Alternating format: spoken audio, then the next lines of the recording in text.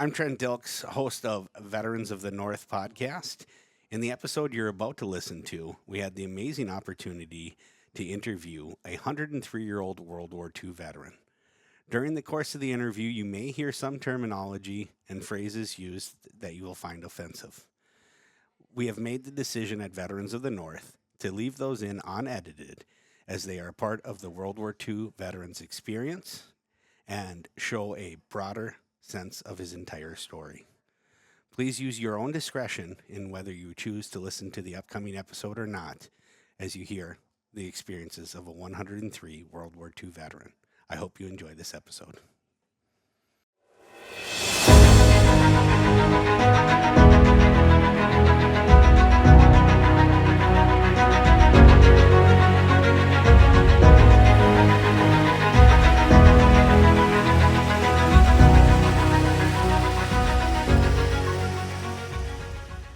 Welcome to Veterans of the North, a DAV of Minnesota podcast empowering all who have served. I'm your host, Trent Dilks, joined by my co-host, Mike McKelney, and today we're going to have a conversation with different era veterans, World War II, Korean War, Vietnam, the Cold War, Gulf War I, and post 9/11 veterans. It should be a great episode. Mike, welcome back as co-host. Thanks, Trent. Good to be here again. You got an episode off last month as we talked about the outdoors, but that's all right. I understand that's not really your thing anyway. So Yeah, not my thing. That's all I do. And up first, we've got Paul Wojahn, a World War II veteran of the Marine Corps. Paul, I understand 103 years old. Is that correct? Last June. Last June. Okay. All right. Yeah. Well, welcome to the show, Paul. Yeah, thank you. Marine Corps veteran, World War II. And we were talking before the show. It sounds like you joined in, is it 1942? Yeah. Okay. What was that experience like, joining up? And Well, the reason I went into the Marine Corps back in 42, the draft was breathing down my neck, and I said I was allergic to draft. Okay. So I enlisted in the Marine Corps, and it was August 42, went to boot camp out in at San Diego, California. And then when I got through with that, I ended up at Camp Pendleton. Okay. And I was in a replacement battalion. Did you train infantry in the Marine Corps, or? Well, I ended up, luckily got doing some truck driving. Okay. All right. But otherwise, it's a ground pounder. Yeah. Well, I think that's what they say, right? Every Marine is an infantryman first, and Every Marine is a rifleman, right? Rifleman, yeah. No matter what. And was that boot camp the toughest thing you'd done? Pardon? I said, was that boot camp the toughest thing you'd done up to that point in your life? Or Yeah. Yeah. Yeah. Like I say, I went through San Diego boot camp. Yeah. Quite And the then- reputation there, huh? They're pretty tough. And then from there, I went up to Camp Pendleton Yeah. and in a replacement battalion. And then I ended up going overseas and ended up in the 1st Marine Division down in Australia, outside of Melbourne, Mornington. Yeah. And then when we left Mornington, we moved up to Brisbane, and then from there up to New Guinea and New Britain Island. And then from New Britain, we ended up in the 1st Pioneer Battalion.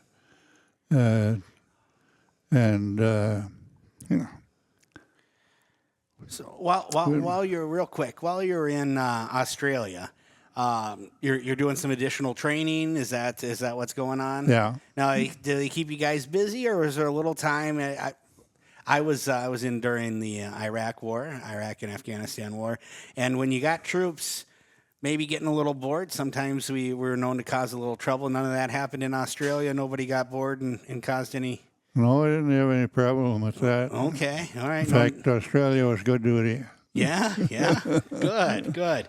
Were you able to enjoy a little bit of it, or did they keep you? Yeah. Yeah. Good, excellent. Yeah. So then you're making your way out of Australia. Pardon? Yeah. After that, you're making your way out of Australia.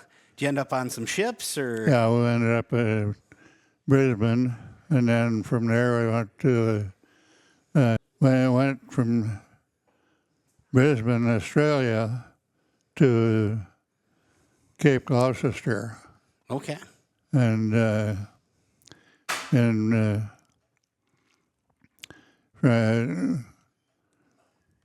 from Cape Gloucester, we moved on into. Now I'm drawing blanks. So this whole time you're moving along. You're a little bit in the dark about what's going on. I imagine everybody's kind of forming friendships, or are you getting to know the guys that you're served with pretty well? And Well, some of them, yeah. yeah, some of them. It had to be because you were in New Ulm, Minnesota before you joined up in the Marine Corps, or? No, my home was in Comfrey area. Okay, the Comfrey area. Yeah? East of Comfrey on the farm out there. So I imagine all of a sudden you find yourself surrounded with a lot of different people from different backgrounds. And, yeah, yep. It take a little bit of a shock for a kid from Comfrey to kind of blend all that, see the world. I guess I just took things as they come. Yeah, you had to. Luckily, in that respect. Yeah. Actually, I had gone to California before I went in the Marine Corps, and with the idea of avoiding the draft. Okay. But when the Japs hit Pearl Harbor, then they started talking about putting women. I was working at Douglas Aircraft, and they were talking about putting women in the department, some of the departments that we were in. If they did that, we'd get drafted. Okay. And I said I was allergic to drafts, so decided to join up. I left Douglas, and I came back to Minnesota. And then I knew the draft was getting close, and I enlisted in the Marine Corps. So. Okay. And then we were talking before, it ends up being just over 3 years that you're gone from home? Yeah. Okay. Yeah, I was 3.5 years in the Marine Corps. Yeah. 32 months of that was overseas duty. Okay. And so you were in a few different. You mentioned some of the different places you're at, different landings, and some battles and things along those lines. Get these out. Palau, yeah, Palau Island. You were over there.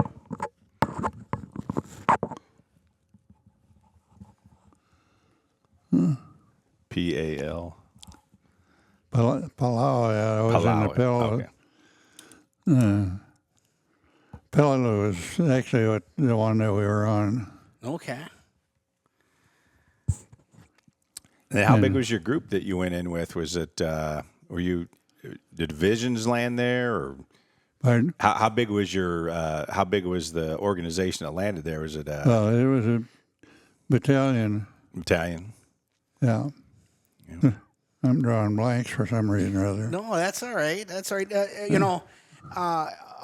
Of the places you ended up going, do any of them kind of stand out to you as places you were, they're the longest or the toughest, or anything that kind of jumps out as one that really stands out? I guess basically I was Cape Gloucester was the first one.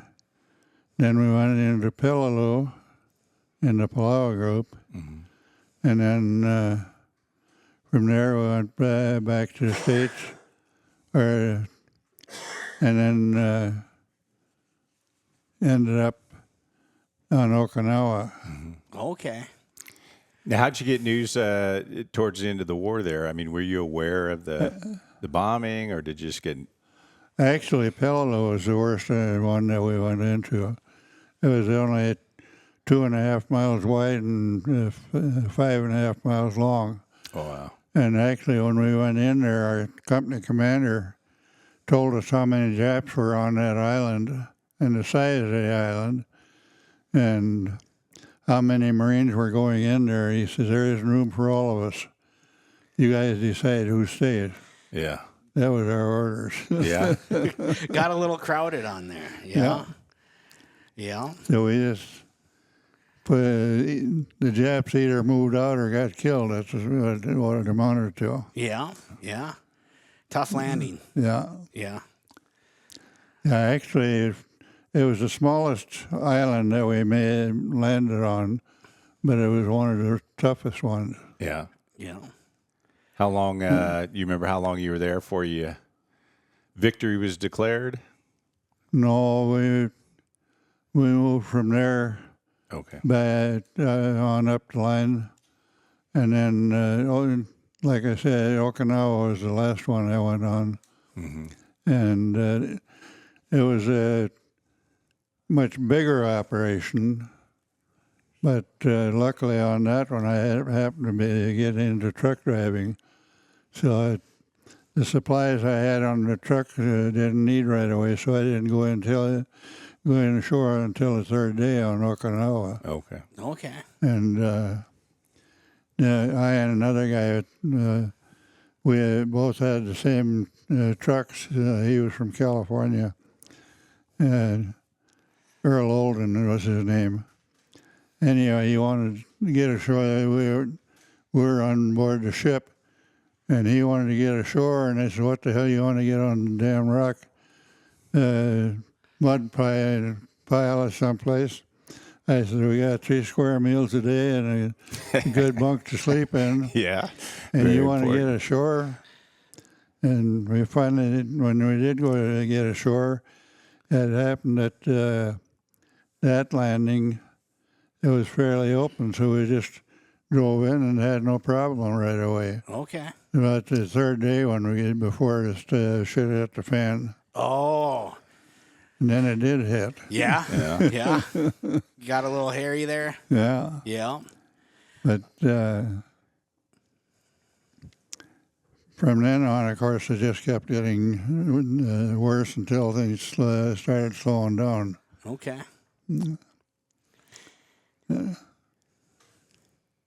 I can't think of anything right away. Lose any friends or anything during that time on that last Okinawa battle? No, not really. That's good. We were more on a shore party type of a thing, so we made sure everything coming in and got assigned to where they were supposed to go. And then we were doing quartermaster supply depot. Okay. So we take care of that kind of stuff. Yeah. So, I was just wondering, as the war is starting to come to an end, right? Victory in Europe happens. Are you still in the Pacific? Or are you? Yeah, Okinawa was in Pacific. Yeah. When the war ended in Europe, is that where you're at? Yeah. Okay. I'm really interested how. Yeah, actually, the war in Europe ended a couple of months before we closed down in the Pacific. Yeah, and that's what I'm wondering about. Is right there at the end in the Pacific when they dropped the bombs on Japan. Yeah. How does that news come about? What's the reaction? I'd really be interested if you remember where you were when you heard about it. And when they announced the use of the bomb on Japan, as far as we were concerned, that was the best thing that ever happened. Yeah. A lot of people complained about the number of people that were killed because of that one bomb. But actually, they lost more people on that island before the bomb was used by bombing with bombs, shrapnel bombs, and the fire bombing at the time too. They were using fire bombs over there. And Tokyo area, that was all light material, so fire took over a lot of stuff there.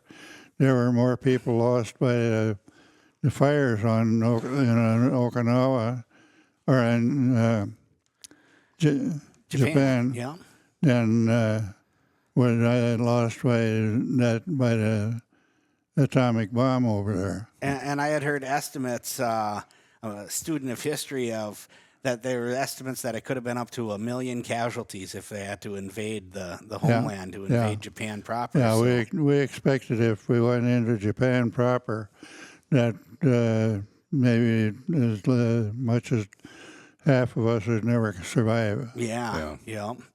So you hear that news, and it's the war's over? Yeah. Yeah. As far as we were concerned, that atomic bomb, that was the best thing that ever happened. Yeah. Yeah.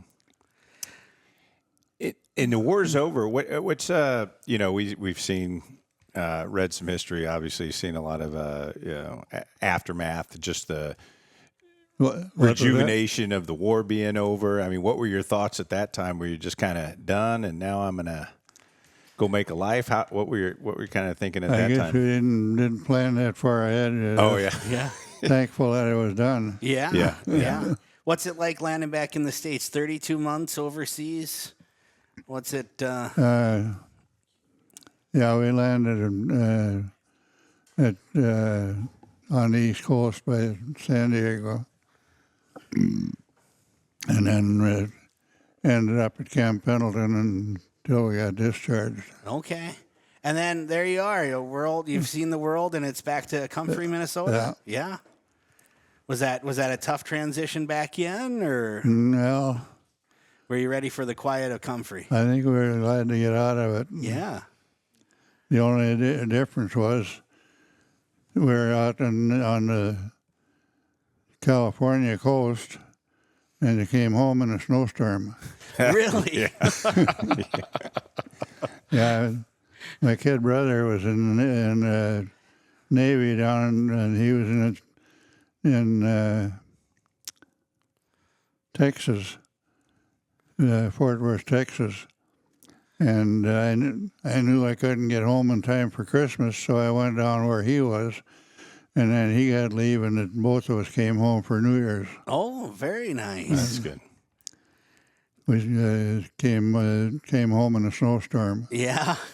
Were you freezing? You had to have been freezing. Time in the Pacific like that, and then back to a snowstorm in Minnesota? Yeah, that snowstorm was kind of interesting. Yeah.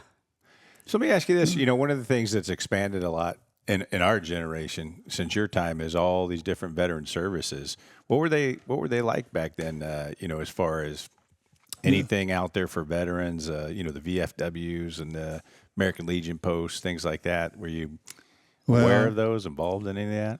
Actually, the girl that I'd been going with was still waiting for me, and we got married. And her dad was a World War I veteran. Oh, wow. So he was a member of the VFW and the Legion, both. Okay. So that got me started with them, too. Okay. Yeah, did you find a good community there? Knowing that you had some other people who had kind of the same. Yeah, actually, I started farming, and then I got after a couple of years, we got a flood rain, and I lost about a third of my cropland. So I ended up getting a job driving a Standard Oil bulk truck for a year, and then I bought the Caterpillar tractor and started contracting. And I pretty much stayed with that then until I just took the warden test for the state game warden. I passed that. I never expected that, but I passed them anyhow and went to work for the state for 25 years. All right, 25 years as a game warden. Yeah. Yeah. Did you like that? Was that? Yeah, I enjoyed that. Yeah. Yeah, that's one of those jobs I think a lot of people look at as something they'd really like to do. Just getting tougher and tougher these days, I think, to get a pretty cool it was job a law like enforcement position, and I kind of liked that idea. Yeah. And the military skills, obviously, those worked in well with that kind of profession. Yeah. Yeah. Good deal.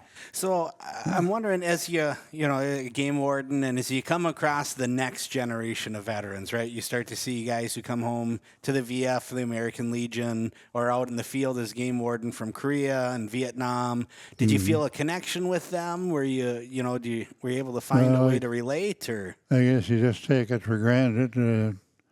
They're serving their time, and when they come back, you got to try to incorporate them back into whatever's going on. So Yeah, absolutely. You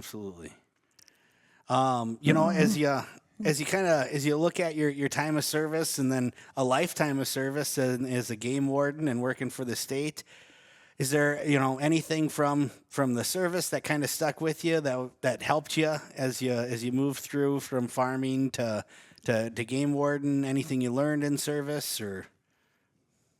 Well, I think when I went into the law enforcement position, my biggest fear there was some guy would start getting, try to get nasty with me. Yeah. And I was trained to kill in so many different ways, Yeah. even without a weapon, that I was afraid I might lose my temper and kill somebody not intending to. Yeah. Because I was able to do that. We had different means that you could use just your two hands and knock somebody down and out. So you really find yourself having to keep control at it. Yeah. Yeah.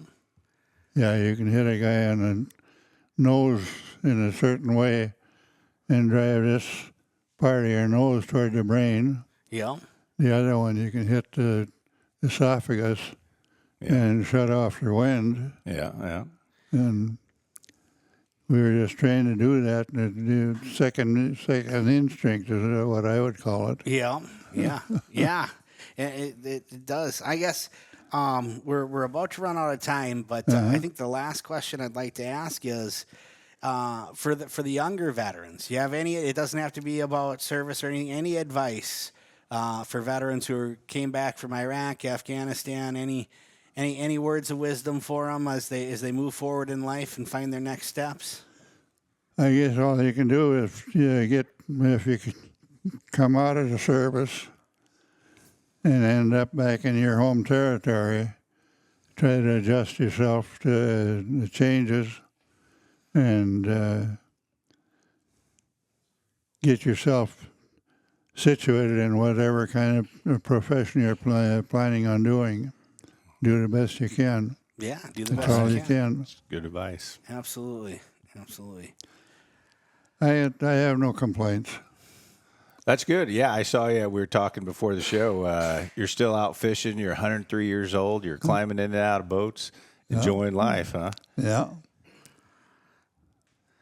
Well, excellent. Well, Paul, That's a good deal. I'd take off tomorrow and go fishing. There you go. Yeah. No better place to be. Yeah. Well, and I guess I do have to ask you one more. 103. Is there a secret? Is it, as people look at it, is there a secret? I've heard a lot of different ones. Did you have a key to it? I never figured I had a secret. The good Lord keeps me going one day at a time. Well, excellent. That's all I can handle. Well, enjoy your upcoming fishing trip. We really appreciate you sharing with us. Yeah. And, good luck out there. And we want to wish you a happy Veterans Day early here. Yeah, thank you. It's coming up pretty quick, so all right, thanks for your service. That's it.